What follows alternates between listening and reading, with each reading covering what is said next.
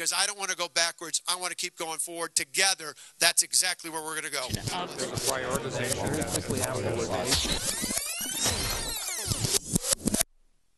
I'm Steve Walders.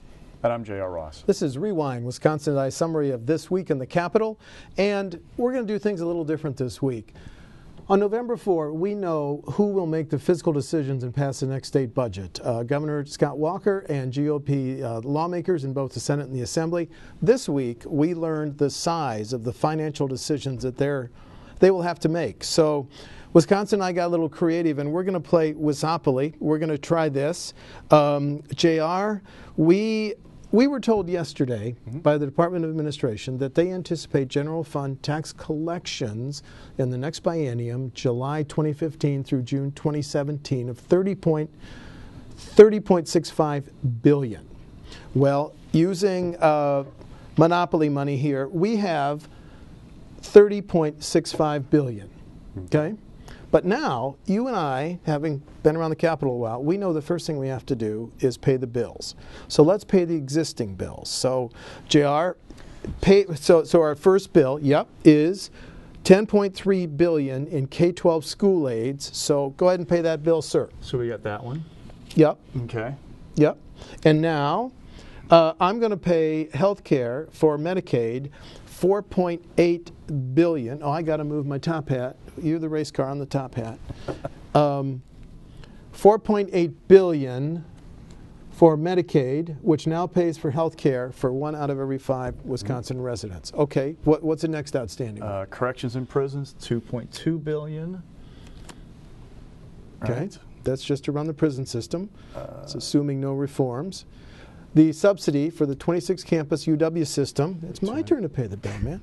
I got to move my. Okay, $2.2 billion subsidy for the UW system. Okay, now go ahead. Move your race car. $1.8 billion. So I'll stay out of jail. Stay out of jail. Okay. Maybe I should be just visiting for a while. Yeah. Shared revenue aid to local governments, $1.6 billion. Man, this pile's diminishing. And all other operations, and let's talk about that. This includes the state general fund subsidy for the technical colleges. By the way, maybe we should keep the Department of Natural Resources. What else? All state operations, essentially. State public employees, their salaries, their benefits, the whole shebang, essentially. Okay. $6 billion. Go ahead. Boom. All right. Now, what we got left? Well, I think you and I told it earlier. I think we're looking at like $1.7 billion. Roughly, okay. But now, what they're going to do is they're really going to have to roll the dice. And let's look. Okay, but let's thanks. Let's look at the most costly initial demand for new money, and that's $760 million to pay for continued health care for the Medicaid program. Why is that so high? Because the cost of the program always goes up. I have yet to see any administration find a way to rein that in to a point where it's not an increasing cost every budget. I mean, it's just healthcare is expensive, and the costs keep going up to take care of these folks, and a lot of people in it. So there's your kind of formula for exploding costs, if you will. Also, the governor's reaction to the Affordable Care Act said we're going to cover everybody at or below the federal poverty guideline. That had the effect, didn't it, JR, of adding more than 30,000 people to Badger Care? Yes. Although it also moved other people off of Badger Care into the health care exchanges. Of course, Democrats sees on the news yesterday of the shortfall of $2.2 billion between what agencies requested and what we have coming in to say he should have taken the money. Of course, Walker said, no, that's a bad gamble long-term. We're not going to do that. So, well, let's go back to, we have on our Wisopoly board, health care, new money. They want $760 million. JR, are you and I going to have to pay it? The state will have to find a way to pay that. Now, they'll always talk about we're going to find efficiencies. Okay. Put that on the health care. To cut the MA costs. But as I always ask people, well, if there are that many efficiencies left in MA, why didn't you find them 10 years ago? Just kind of rein the cost now. I mean, they will find ways to curb it somewhat, but there's going to be a big chunk of money in MA, no two ways about it. Well, the second largest upper, potentially, Tony Evers wants $613 million because he wants an additional $200 million per student in the 2015-2016 school year, $204 per student in the 2016-2017 school year. That's not going to happen. Well, Well, let's roll the dice or no? Walker Republicans are not going to give them that much money. I mean, the immediate reaction to Tony Evers' budget was, hey, thanks for playing along, but we're not going to give you that much money. That's a wish list, if you will. They're going to find a way to either fund it with what they have or have a small increase because they just don't want to spend that much money with what they have. I think it's on page 3 of the Assembly GOP agenda for the next session. Quote, we will invest in public schools. So are you saying they won't get the 613 or they won't get anything? Not the full thing. There's no way they get the full thing. Okay, but indulge me here. Let's roll the dice, and I'm going to give them temporarily the $600 million. Okay? 3, 4, 5, 6. Okay.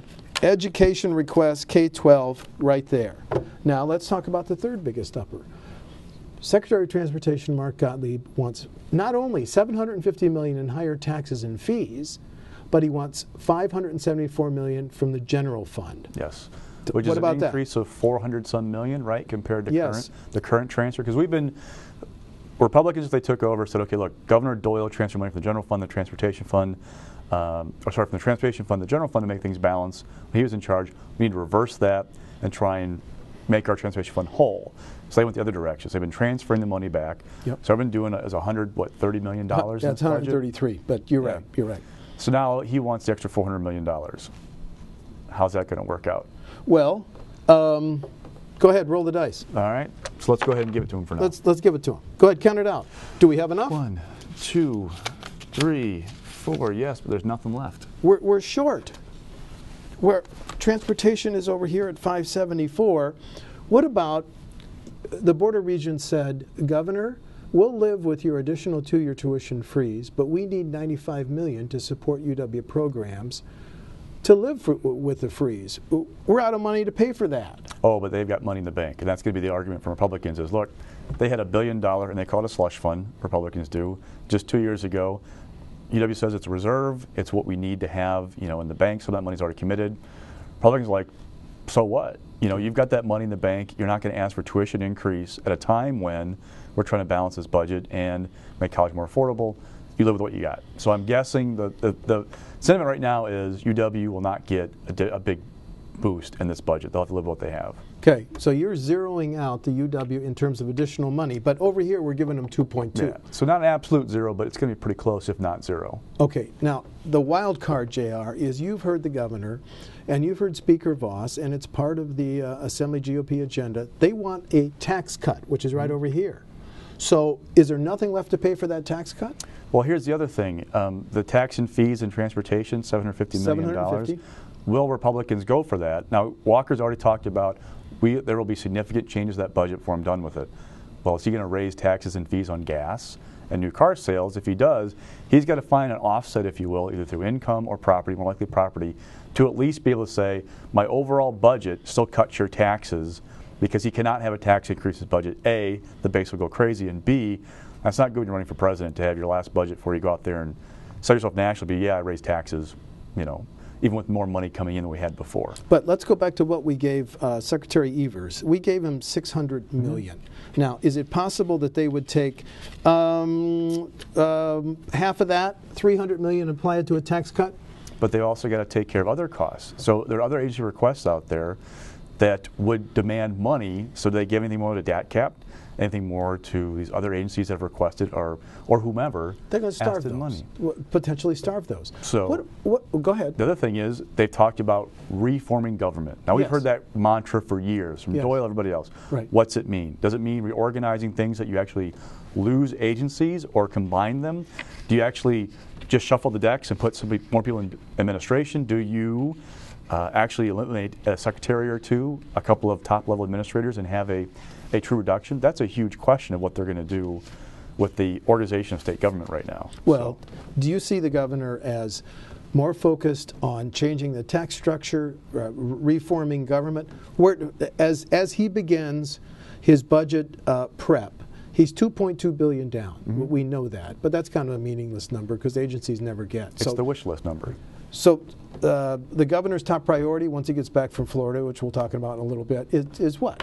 It's going to be reform. You're going to hear it from Walker a lot. We're going to reform government in this budget. The first one was about balancing the You saw it in Voss's statement yesterday. Our first budget was about fixing the problem Democrats left us. The second was about tax cuts. The third one is reforming government and how you define reforming government. So I think for them, it's going to be about cutting the size of government and maybe even deregulation, maybe doing fewer things what we do right now. Okay, I threw the dice. I cut additional aid to public schools in half, and I put that $300 million in the tax cut. Is that reasonable thinking? Maybe, but how does that fit in with that over there? This is transportation. Now, that $751 million in new taxes that he wants, or that DOT wants, do they try and offset some of that with more GPR? How do they make the whole thing balance out? That's a big piece of the puzzle right now. So what are you hearing about the transportation, the $750 million in higher fees? It has been remarkable how Republicans have basically held their powder dry this past week about the transportation budget. I mean, think about this. Do you remember a single Republican who went out there this fall and said, I'm going to raise your gas tax? Any of them? No. It's all about we're going to live within our means, we're going to cut taxes. So the fact that they held their powder dry this week and didn't go rip on it shows you that A, they'll wait to see what Walker does. B, they realize that this is not a done deal. And C, they also believe that there is a problem with transportation in terms of funding it. They got to find more money. They are on board with that. Yes. The question is, where does it come from and how they fund it? Well, one more question on transportation. In 1995, the transportation budget didn't pass until the fall, and it passed separately and not from the main budget. Do you think that's possible this year? Anything is possible, but again, the transfer you need or that they're going to do from GPR to transportation fund, how do you make that? How do you pass a budget separately when you have that kind of a transfer going on? That's a question that I haven't quite got an answer to yet. And I want one more question. We didn't talk too much about the additional $760 million for health care. Is that just a bill? Are those bills that have to be paid? There's no additional money to be found here? Again, you can find efficiency. And don't forget, in MA, it wasn't just the 760, or the DHS, but it wasn't just the 760. There's also another $120 million, I think, where it was, for the agency overall. Right. There are other costs with some of these agencies that are beyond these big kind of drivers, if you will. Okay, this shows how short they are when they meet this additional needs. You know, JR, they could get $1 billion with a tax increase. Any chance of that? No. No, none. Now, could they raise the gas tax? Maybe. But they have to find, again, an offset somewhere else. So we raise your gas tax to pay for this fund, and we can sell that by saying we cut your income and your property taxes, so that way you're basically held harmless, and I cut your taxes overall. That's going to be the task for them. Let's stay on transportation just for once more. As you're aware, Secretary Gottlieb's budget borrows IOU $805 million. Is there any chance that you free up additional money by going back to what we are borrowing in the current biennium, this biennium, 991? You could always borrow more. The problem is, remember in the last budget, or well, this current one it still is, Republicans went nuts about the amount of bonding that was in the budget. And they've been saying we can't be borrowing this money. Now, with roads, the argument has always been they are long-term projects. You don't buy your house with one payment. You buy your house over 30 years for most of us. Same thing with roads. They last for 20 years. Let's pay for them over the life of the roads. Don't do it all in one shot. So you can make that argument, but again, there was a lot of uneasiness about the bonding level in the budget before. I don't know how you make the argument again to increase bonding and start borrowing more money. Okay. What's the purpose of this exercise, JR? The fact, just illustrating the actual pinch they're in after having enacted 3 tax cuts and additional and changing the withholding tables? Yeah, Is that the purpose of this? And here's the thing. In some ways, if you think about it, this actually might make it easier for Walker because there's not a lot of money. He can go and say, look, we have to be conservative. We have to cut because of what's going on to meet our obligations and make things more affordable for taxpayers. So they're actually, Republicans will tell me that when they have money, it's more difficult because people want it. Yes. When they don't have money, it's easier because it fits in with their mantra of we're going to make government smaller, leaner, and cut the costs. Okay, just a PS.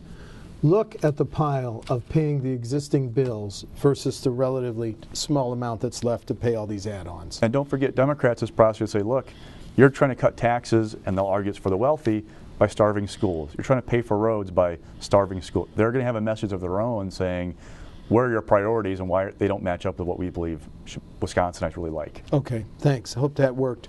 Enough of this game. I don't know at your house, JR, but sometimes people get so frustrated they throw this off the table, but we won't go that far. Next topic. The governor goes to Florida and he participates, he writes himself large into the dialogue for the presidential campaign. It's not till 2016. He says this. He tells the Associated Press, your former employer, that it's pretty obvious that he's a candidate. My personal process is I have to feel like it's a calling, particularly for the time and effort and the impact it has on family and friends. It's not something you should yearn for. I know you've been all over this story. This governor is in, no doubt about it. Yes. It's amazing how he went from before the election saying, you know, I'm focused on Wisconsin, to election night talking about Washington, D.C. a lot in his victory speech, to then the AP saying, well, of course I have to give it a look, till, like, if you look at the national media interviews he's done this week, they've ramped up dramatically from that to a story yesterday from one outlet saying, here's how he'd roll it out in the summertime. You know, here's how it would work for him. So he is beginning the courting, if you will, of the national media, because let's face it, he doesn't need us for presidential race. He needs the national media to kind of see him as a viable contender. He's beginning to begin that process of spreading the brand, selling his, selling what he has to offer. And there's also, you look at that RGA meeting, there was a little dust up, if you will, from Kasich. Kasich. It was the unofficial first debate of the 2016 race. That's what the national media looked at it, and so there's all these things going on that it tells you what we've known all along. Walker is going to tip a toe in. I mean, he would be crazy not to. And what did Tommy Thompson tell us a couple weeks ago? I should have run in '96 when my brand was a hot. governor. When my brand was hot too. Yes. Top of my game. Yes. Walker's brand right now is hot. Nationally, he couldn't be any hotter right now. He's won an election 3 times in 4 years in a blue state in presidential years, purple and others. He's got this national fundraising network. He's got all these things to say he should be running right now, and he's going to do it. Tommy also told us in our post-election interview that Walker should stay out of Iowa because it killed Tommy's campaign. Are you surprised at how all in the governor is in the presidential discussion? No. But it's very early, isn't it? It is early, but you have to build a network. He's got a good Wisconsin team. The guys that work with him, they've obviously mastered how to win an election for him in Wisconsin. It is a whole different ball game to go and win in Iowa, New Hampshire, South Carolina. You don't have to have necessarily campaign operations, but you have to have networks of people who are supporters, who are going to help you schedule the speech, get the fundraiser going, all these kinds of things you have to do. He can't do it with the people he has in Wisconsin alone. Now, they will be part of the operation, we all assume. But again, it's about building that network out, getting people in Iowa, in South Carolina, who are going to work for him, or are going to help him at least as volunteers. And, he's got a leg up because he does have this national fundraising. People who would be like, look, this guy broke the unions in Wisconsin. He's got something we like about him. We're going to help him in our state. So there's that going for him. That's fascinating. Okay, another topic. I was so intrigued at this Fiscal Bureau statement. It answered the question that I'd never thought of. How much do NBA players pay in state income taxes? The answer was $10.7 million a year. Now, it also raised the specter in the Fiscal Bureau, which the Speaker Voss sought, that $10.7 million a year in what NBA players pay in state income taxes would support $150 million in bonding. Do you see this as how much the state might contribute to the new Bucks playground arena, JR? If you look at it by itself, yes. Now that's what the Bucks players pay, coaches, all their personnel, and then visiting players and coaches come in because they get taxed for playing in Wisconsin. They do. So, and also don't forget that their salaries are going to be going up over 20 years. So there would be a bigger piece, chunk of money, if you will, pay off those bonds. That's a very good point. So, in one hand, it makes sense because people will tell you, look, we lose the money either way. Either the Bucks go away. I think it's have a new arena by 17, or the NBA will buy back the team and move them. Right. So either they go away then because they haven't got a new arena, or the money goes away to pay for the bonding. Now, in a vacuum, that makes sense. You don't have any kind of general tax increase for anybody else. There's no sales tax in the 5-county area, which is a toxic issue with Republicans. Now, though, Republicans have found kind of this new axe to grind, if you will, because Tom Barrett, the mayor of Milwaukee, is talking about doubling the cost of the streetcar he wants to do, expanding it to the lakefront, and using TIF districts to help pay for the cost. Steineke really rained on that streetcar doubling cost yesterday. Excuse me for interrupting. That's right. I talked to him. He said, hey, if you can find the money for that, then why would we pick up the cost for this Bucks arena that you guys want to do in your city? Why should somebody out in Eau Claire or Kaukauna or La Crosse be seeing $10.7 million less a year in income tax revenue going toward schools, et cetera, to pay for a Bucks arena that they'll never use? So the $10.7 million, do I hear you saying, is a potential source of the state share of the Bucks playground arena? Yeah, so potential. If you add it up, Herb Cole pledged $100 million when he sold the team. The new owners pledged? $100 million. In theory, you could get new investors come in, bring another $100 million. at that 150 or $450 million, that's like the ballpark of a new arena these days for an NBA team. So you could pay it off that way. But again, how does that piece fit in with kind of there is a Republican sentiment of we're not happy with Milwaukee because Milwaukee, Tom Barrett's, has blamed us for everything the last few years. Potholes aren't filled. Well, it's state's fault. They haven't given us enough money. So there might be a little bit of a tough sell in the caucus with this stuff. Okay, and final question for you on this subject. 3.5 weeks later, 3.5 weeks after the Bucks owners met with President Obama when he came in for Mary Burke, what's the fallout? Is there any lingering fallout from Speaker Voss's comments that maybe that wasn't the most prudent thing for the Bucks owners to do if they're looking for state aid to build a new arena? Well, Voss got some blowback for saying that. Questions of, well, do you have to be a Republican businessman to get any help from the state these days? Like, what's the sentiment? And Voss is saying, look, that's a side issue, but let's be realistic. If you're trying to help the other team, i.e. Mary Burke, then you're not going to convince my members that they want to go out and help you. So there might be a small issue there as well. I mean, there are lots of factors that go against state aid for a Bucks arena. It's will cooler heads prevail in trying to keep the ones that want to keep the team here, and Governor Walker really go to bat for it. Absolutely fascinating. Okay, is the stock picker back this week? Yes. Okay, stock picker. Pick. So rising, Paul Ryan. He gets his dream job. The wonkiest guy in Congress gets the wonkiest job there is. Ways and Means Committee Chairman. Ways and Means Chair. He can now have an input on the tax overhaul, safety net. I mean, on down the line. Everything he wants to do is right there in front of him. Now, here's a little catch for him, though. The House Republican Conference passed a rule a couple weeks ago that says if you run for a higher office and you're a chairman, you have to give up that gavel. So for Ryan, if he wants to run for president, he has to give up the gavel to run. Now, there's always that thing of he could apply for a waiver. When's he announced? There are ways around those restrictions. But if this is your dream job, it's kind of a little bit of a thing you have to consider about running for president. You want to give it up to go run. So that might be something to keep in mind about Ryan and the presidency, at least for 2016. And if you were betting today, does he run for president?